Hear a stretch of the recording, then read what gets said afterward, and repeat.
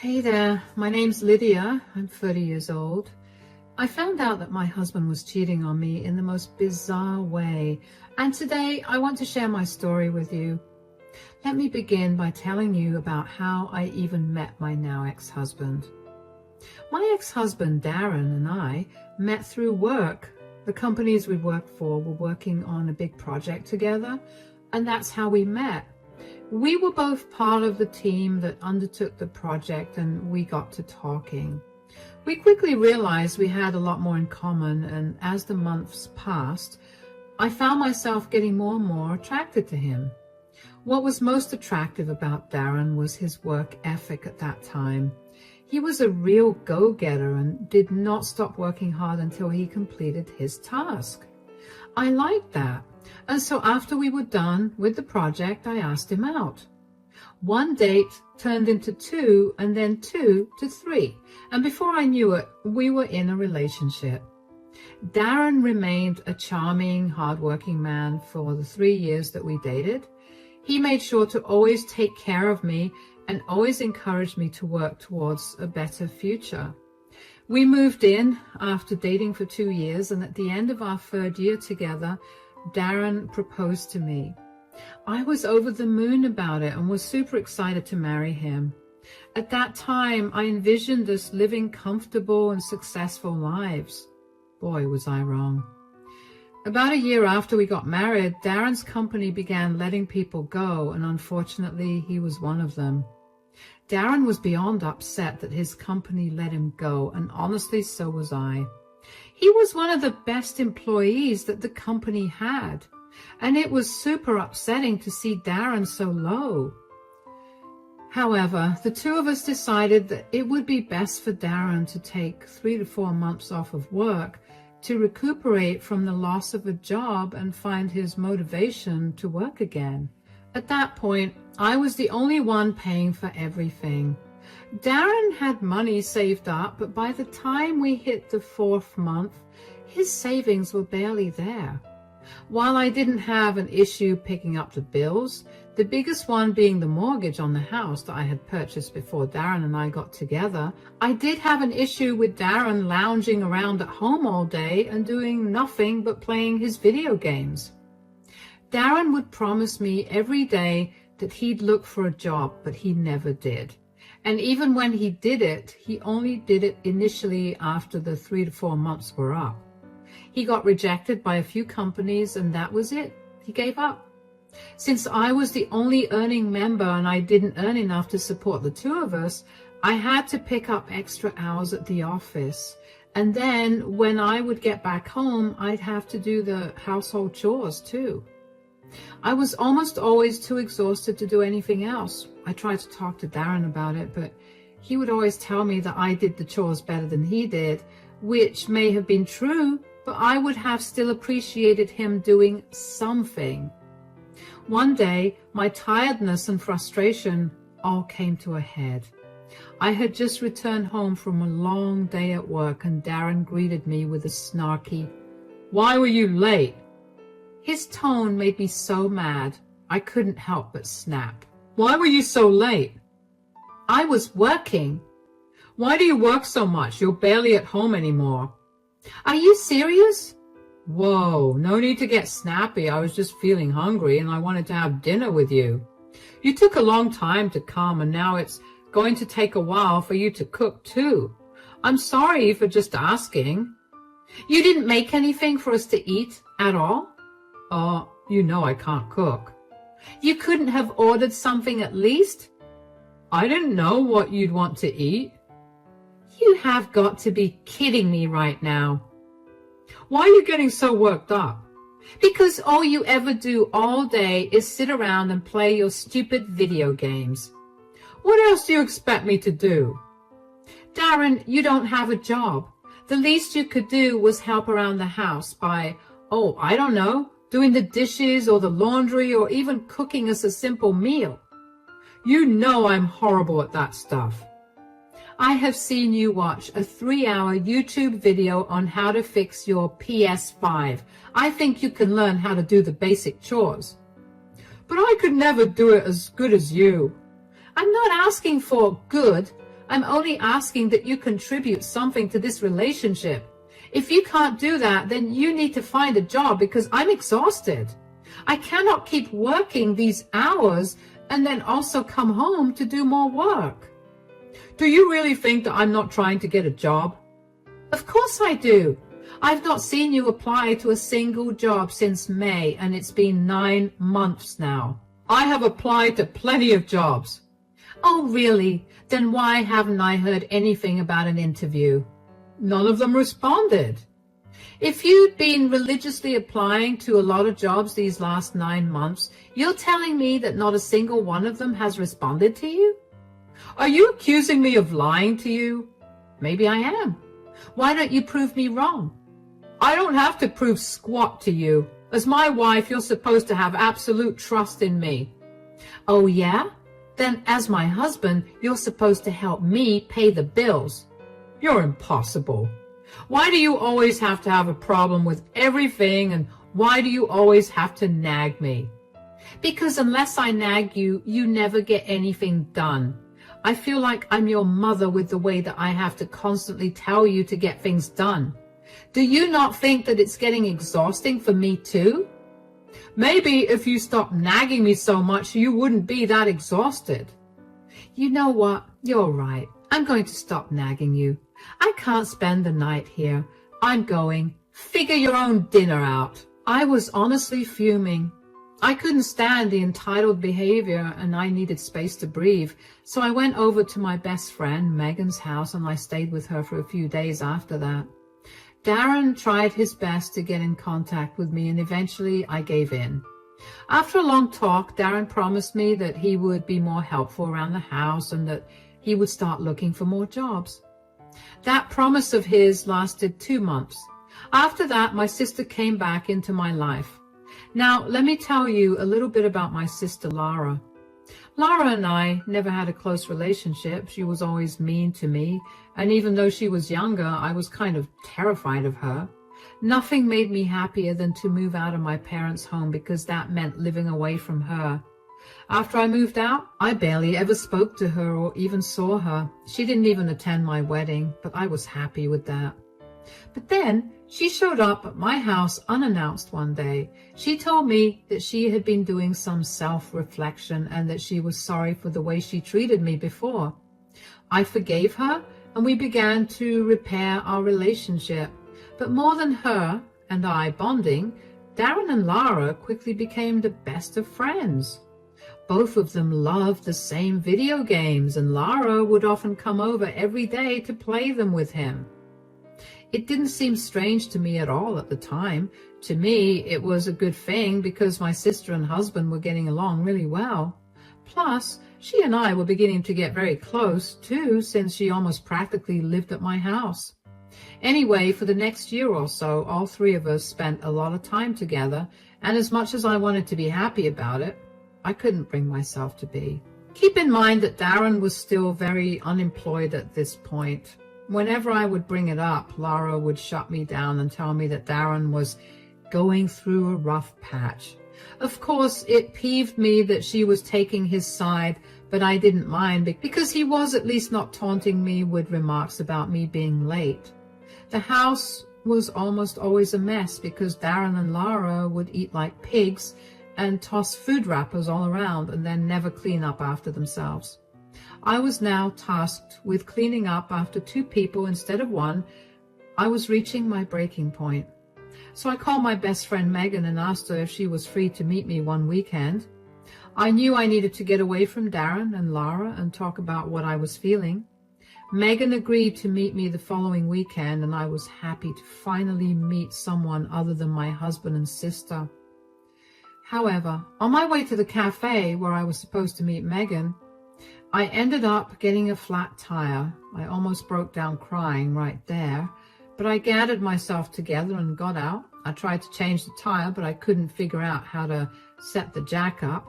I must have stood outside in the blazing heat for around 15 minutes before a kind stranger walked up to me and offered help. "Do you need help with that?" Yes, actually. I can't seem to figure out where exactly the jack goes." "Here, let me help you out with that. My name's Fred, by the way." Thank you so much, Fred. I don't know what I would have done without you. I'm Lydia, by the way. Well, it wouldn't be very gentlemanly of me if I just let a woman struggle with a flat tire by the side of the road. Oh, that's very sweet of you. Are you from around this town? Not really. I mean, I was born and raised here till I was about 7, and then I moved. I only came back for this amazing job opportunity. Me too. The job opportunity portion only. I wasn't born here. I'm sorry, I'm so awkward. I'm just kind of embarrassed that I was struggling so hard. I mean, you're doing it with so much ease. There's nothing to be embarrassed about. I mean, if I'm being fully honest here, I didn't know how to change a tire until a year ago. No way. But you're so natural with this. I know it sounds insane, but it took a little practice, and I guess I'm pretty good at this. I would get some practice too if I had flat tires more often. Say, I don't mean to be too creepy or anything, but do you want to maybe get a coffee with me sometime? That's a very sweet offer, but I'm married. Oh, that's too bad. Oh, what happened? I guess I asked you too soon about that coffee. If I had just waited a few seconds longer, I would have seen this GPS tracker and backed off. GPS tracker? I didn't know that was there. You didn't? Then I guess your husband put it in your car when you weren't aware. Oh my gosh, this is even more embarrassing. I wouldn't say that. Don't worry about it too much. It should be criminal how easy it is to stalk someone these days. In my opinion, you should just have a word about this with your husband. Yeah, I probably will, actually. Anyways, you're all done. Thank you so much again, Fred. I really owe you one. How about you buy me a coffee, but only as friends? Here's my card. Text me whenever. Sure thing. While I was grateful that someone was there to help me out, I couldn't help but think about what the GPS tracker was doing on my car. I couldn't reason out an excuse for Darren to put it on my car at all. I tried to think of when he could have put it on my car, especially since we each have our own cars and very rarely drive each other's cars. The only thing that came to mind was the day he told me that he was going to get my car serviced a year ago, which I found very odd because he was always adamant about me doing that by myself. I couldn't dwell on my thoughts for too long because I reached the cafe. I was a little late and Megan was already seated inside. I rushed in and greeted her. Hello, I'm here. Where were you? I was honestly beginning to panic. I know, I'm so sorry. I got a flat tire and I was struggling to change it. Thankfully, this really nice stranger helped me out. Oh, was he cute? Cut it out, Megan. I'm married. You know I love you, but I do not approve of Darren. I mean, the man lost his job years ago, and he's just mooching off of you at this point. Yeah, but speaking of Darren, I found something odd. What do you mean? When the stranger, his name is Fred, was helping me change my tire, he found a GPS tracker hidden behind the tire. What? Yeah, I mean, do you think it's odd? Because I, for one, sure did not put a tracker on my car. That only leaves Darren. Do you think it's odd? Sweetie, that's beyond worrisome. You need to get to the bottom of this. Okay, so I should talk to him about this, right? No, absolutely not. If you confront him about this directly, he'll lie to you. You need to figure out why he needed to put the tracker on you in the first place. Maybe because he wanted to make sure I was safe, or also that I wasn't lying about where I was going, which is pretty bad. But he's never needed to know my whereabouts before. He barely even asks me where I'm going. Yeah, maybe he needs to know your location because he's hiding something from you, like an affair. Please, that's the last thing he would do. He barely gets out of the house, and the only other woman he talks to is my sister. Wait, why is your sister at your house when you're not there? They like to game together, so whenever she's done with work, she comes over. That doesn't sound odd to you, especially now? I don't want to think about them that way. They're the closest people to me, along with you, of course. They would never, right? We can't say for sure right now, so why don't you make a plan about it? What do I even do? How about you park your car at work on Monday and then take a taxi back home to see what he's up to? This feels wrong. I mean, if nothing is happening, I'll feel horrible. Hey, you're just ruling possibilities out. If you find nothing, which for your sake I hope you don't, then you can just confront Darren about this. You're right. I'll do that. Now, I'm exhausted. Let's get some coffee, shall we? I really did not want to think of anything happening between Darren and Lara. I mean, why would they do something so horrible to me? I had been nothing but kind to both of them, so there should have been no reason to go behind my back that way. But over the weekend, the more that I thought about why Darren would place a tracker on my car, the more I realized that there just weren't enough reasons to justify it. Darren had stopped caring about my whereabouts altogether, and even if he wanted to make sure I was safe, why would he need to hide the fact that he was putting a tracker on my car from me? There was no reasonable explanation at all. When Monday came around, I was anxious to get to the bottom of it all. I called in sick at work and got myself a taxi back home. When I got back home, I noticed that Lara's car was in the driveway. You need to understand that I leave for work at around 8 in the morning, and at 9 a.m., Lara's car was in my driveway. I always assumed that she came over only during the afternoons, but clearly that was not the case. I walked into the house with my heart pounding. At first, everything was quiet, until I heard the sound of the bed in our bedroom creaking. I grabbed my phone and opened the camera. I quietly opened the bedroom door and saw Darren and Lara in bed together. I snapped a few pictures of them. I felt numb at that point. I barely even remember what exactly happened after that, but I also made sure to record the entire conversation that I had with them. I let the two of them know that I was there by clearing my throat. Darren was the first to hear me, and when he saw me there, his face paled. The two of them struggled to cover themselves up entirely. What are you doing here? You were supposed to be at work. I made sure you were. I parked my car at work and took a taxi back home. That's right. I know about the GPS tracker. I came back to see if you were hiding something, but why does that matter? The real question is, what are the two of you doing? What does it look like, Lydia? No, it isn't. It isn't what it looks like. Oh, really? It looks like the two of you are sleeping with each other. What else could this be? It was a mistake. I'm sorry. Please don't leave me. A mistake? No mistake happens every day for a year. This has been going on for a year now? Lara, could you just shut up for a second? First of all, stop lying to me. And secondly, don't tell Lara to shut up. At least she's telling me the truth. Look, I messed up. I feel bad right now, and I really want you to forgive me. Why did you do it?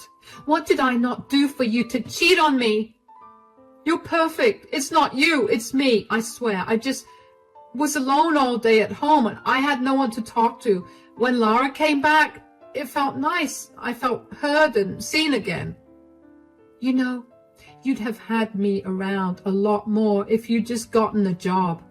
I had to pick up extra shifts just to cover for us. This excuse of yours is beyond pathetic. Oh yeah, it is. He's actually never stopped talking about how boring you are and how you're not as pretty as me. Not to mention how old you've gotten. Laura! Wow, Darren, you're a disgusting man. And you, Lara? I know we've had our ups and downs, but this? I never expected this from you. I don't know what I did to make you hate me this much, but I'm sure whatever it was not enough for you to sleep with my husband. Both of you are disgusting, vile human beings. I want nothing to do with either of you anymore. Fine by me. And for the record, you've always gotten whatever you wanted. You were always favored by Mom and Dad. The only place I excelled in that you didn't was the dating scene. And it's not my fault that your pathetic husband couldn't keep it in his pants. You broke my marriage because you were jealous? That's pathetic. You can go ahead and leave now. Lydia, please don't leave me. I'm begging you. I promise I'll get a job. Save it. I can barely look at you right now because all I want to do is punch you. So get out of my sight, now. My heart felt like it was shattered. I don't know how I held myself up without sobbing, but I managed to do that until both Darren and Lara left. I couldn't believe that my husband and my sister were sleeping together for a year. After all I did for Darren, this is what I got in return. And Lara? I thought we were finally getting better. But she was only there to sleep with my husband. She just came to me so she could ruin my life yet again. I updated Megan about everything that happened, and she was over at my house in a jiffy. She stayed with me until I was no longer spontaneously weeping, and then also helped me find a good divorce lawyer. It was a great thing that Darren and I hadn't had any kids, because this was the last thing I'd want them to go through. Darren kept trying to contact me and get me to forgive him, but I refused to listen to him. We had thankfully signed prenups before getting married, so there was no issue about the division of assets. My only issue was that Darren refused to sign the divorce papers. I'm just super lucky that I live in a state where if your spouse doesn't respond to the papers, it becomes a no-fault divorce and the judge gets to approve or disapprove of the divorce. With the evidence I had against Darren for his infidelity and his neglect, the judge barely had to think before approving my divorce. Darren had unwittingly sped up the process of our divorce. It wasn't until 2 months later that he even realized that we were divorced. The only way he found out was because his mother called me to ask me how I could be so crappy to him. I asked her what she meant, and she informed me that Darren had told her that I had been financially abusing Darren and that I had been bringing multiple men home because I thought Darren was not good enough. Of course, I was enraged, and I told her the truth and informed her that we'd been divorced already. I sent her the proof of Darren's affair as well. Let's just say that was not a good thing for Darren. He showed up at my door 3 days later looking miserable. What are you doing here? Did you take pictures of Lara and me that day? Whoa, why are you asking me that? Because my parents found out and now they've kicked me out of the house. Oh yeah, I did. I initially was not going to, but then I found out that you'd been telling them that I accused you of cheating on me and then did not believe you when you told me otherwise. I had to defend my honor, so I sent them the picture. What is wrong with you? I have no house and no money to go anywhere. Oh, you should have thought of that before you cheated on me with my sister. I told you that I felt sorry for what I did. Feeling sorry doesn't erase what you did. You are the only one to blame for where you are right now. Fine, but I'm moving back in here. No, you're not. I have nowhere to go. Do you really not feel an ounce of sympathy or pity for me? Why should I? I was the one that worked my butt off to provide for both of us. I barely slept for 2 years just so we could have food on our plates. I sacrificed everything to give us a comfortable life. And all for what? For you to cheat on me? Did you care about me when you were sleeping with my sister? You put a tracking device on my car, for crying out loud. It was a mistake. No, that was not a mistake. Do you know what was a mistake, though? Me trusting you. Me covering for you for years when you didn't have a job. I should have left you as soon as I realized that you were never actually going to look for another job. I was a stupid fool for doing that. But now I've learned from my mistake, and I'm not letting you back into my life ever again. You can't just throw away a 6-year relationship like that. Come on, everybody makes some mistakes. I promise I won't do this again. Please just let me live here till I get back on my feet. I promise I'll look for a job. It's been 3 months since we finalized the divorce and you still haven't found a job. I don't see any reason to believe you. Now get off my property. I'm tired from work and I don't want to deal with you. Figure your things out by yourself. Goodbye. I couldn't believe the audacity that Darren had to come back to me after we got divorced, only to beg me to give him a roof over his head. I gave him a roof over his head for 2 years too long before I realized I was getting scammed. Not to mention the very fact that he still could not own up to his actions, and he still blamed everyone and everything else but himself, and made me feel so angry. Darren did not leave my doorstep that day, so I had to call the police on him, and they escorted him off my property. For a while after that, I hadn't heard anything about or from Darren, and I finally began to feel at ease. At some point, though, a mutual friend texted me to let me know that Darren had been going around telling everyone that I cheated. But since I owned our house, I could kick him out, and I did that. Honestly, I didn't care much at that point. A lot of these mutual friends of ours were barely close with me, and I saw no need to defend myself. Although I did send the pictures of Darren and Lara in bed together to the mutual friend who contacted me. What happened after that was none of my concern. Of course, the truth spread like wildfire among them, and a lot of them reached out to me to check in on me. A few of them did contact me only to tell me that I was a horrible person for fabricating evidence of Darren cheating and to call me a crazy lady. While I did appreciate the friends who did contact me to make sure I was doing all right, I couldn't care less about the people who called me crazy. I mean, I knew that those were the people that Darren was leeching off of, and the only thing that I had to say to them was good luck. He's your problem now. Besides, I blocked everyone and decided that it was time for me to move on from this atrocity and start living fresh again.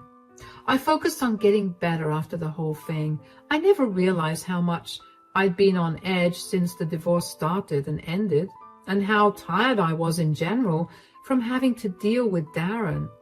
I finally got to take some days off without worrying about money, and my home has quickly become something I'm excited to come back to. Megan has also been a great support during this time, and I couldn't ask for a better friend than her. Along with Megan, my other source of support has been Darren's family. Yes, they're on my side. They were beyond disappointed with Darren's behavior, and they cut all ties with him. That probably made him even more desperate for a job and a place to live. Not that it was any of my business. As for my family, everyone's cut ties with Lara, and she's been left to fend for her own self. My parents kicked her out of their home and told her to only come back when she truly felt sorry for what she did.